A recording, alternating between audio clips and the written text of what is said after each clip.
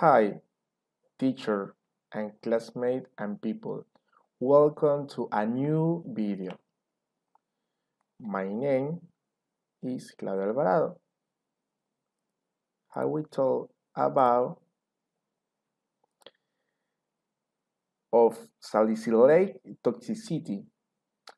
My social networks are Facebook, Claudio Alvarado, my Twitter, I Claudio Alvarado, and YouTube, Claudio Mar Alvarado. Introduction. Salicylate poisoning usually occurs by ingestion of acetylsalicylic acid (AAS) accidentally or as an amten suicidal. After ingestion, ASA is transformed into salicylate acid.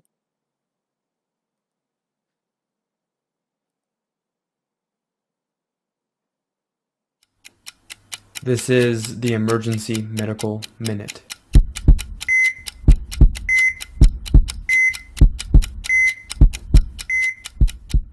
All right, good morning. So, medical minute for today is going to be on salicylate toxicity. So this is an interesting one as thinking about elderly and altered, right? So the differential for elderly and altered is a laundry list, right?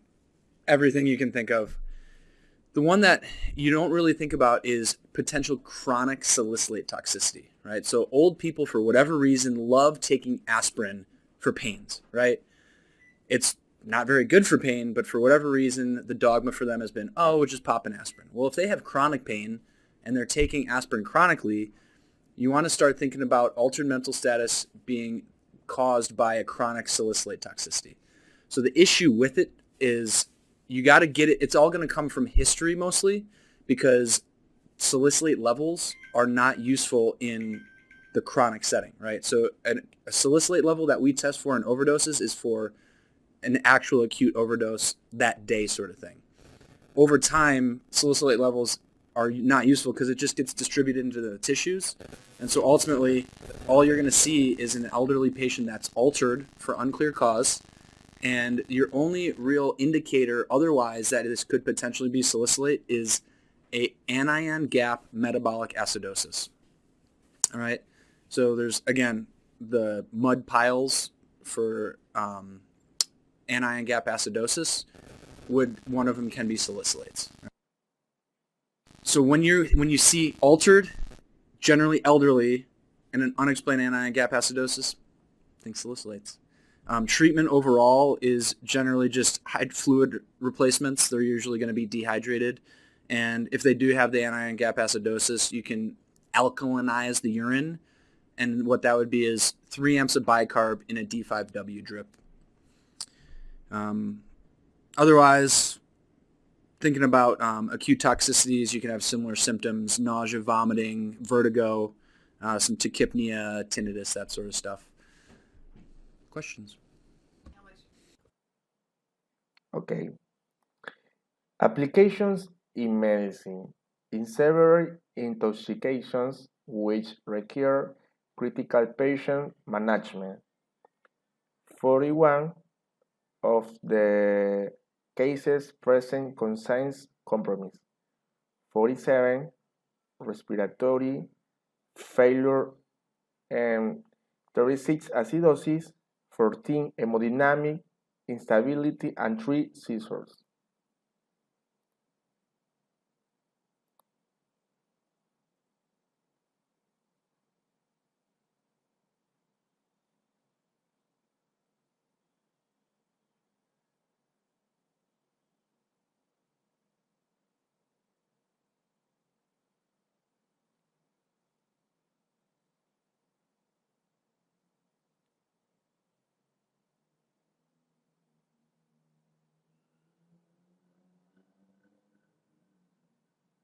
Okay.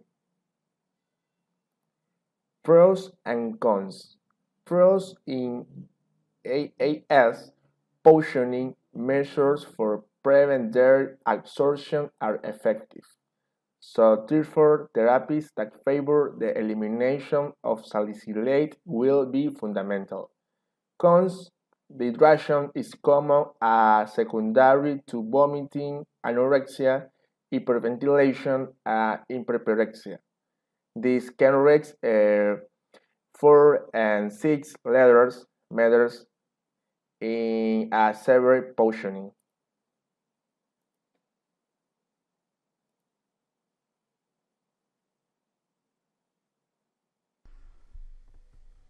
Hi, today I'm going to discuss why aspirin toxicity can cause normal pH with low bicarb and low CO2. Basically, aspirin would make the patient who ingested hyperventilate, so the respiratory rate will increase, lead to increased CO2 washout. Okay, remember CO2 is acid. If acid leave the body, that means we'll leave it in base state. Okay, so this is a process. If the alkalosis originate from respiration, it's called primary respiratory alkalosis. Okay, now, and that's explain why you would have low CO2.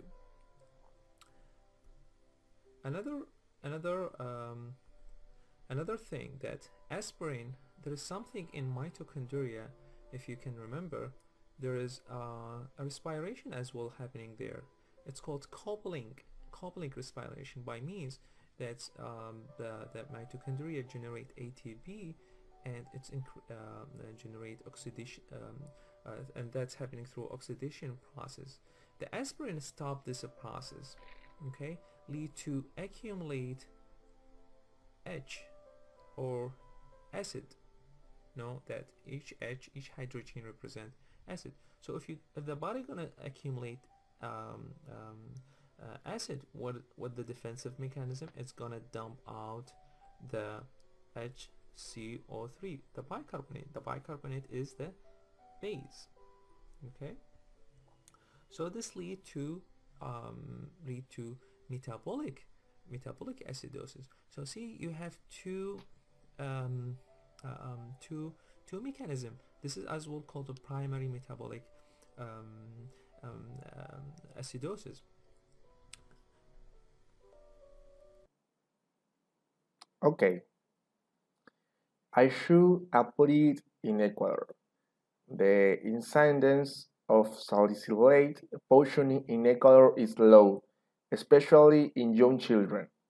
Salicylate toxicity should still be considered in both therapeutic and acute overdose situations due to the regular use of aspirin by parents and grandparents as cardiovascular prophylaxis. This drug is found in many homes and can cause accidental poisoning.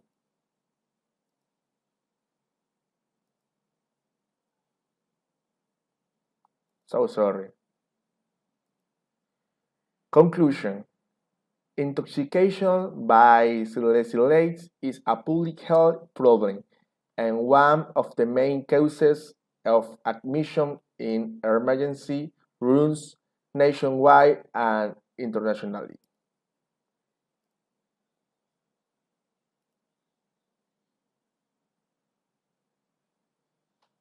Today we are going to discuss aspirin poisoning. Aspirin is also known as ASA or acetyl salicylate acid. It is used for pain, aches and pyrexia. The signs and symptoms include giddiness, tinnitus. You need to remember this, it is the most specific sign and symptom. Then comes edema of face and eyelid, skin rashes, flushing of skin, cyanosis, dyspnea, pyrexia, It may also irritate the GIT mucosa, nausea and vomiting. There may be hematemesis.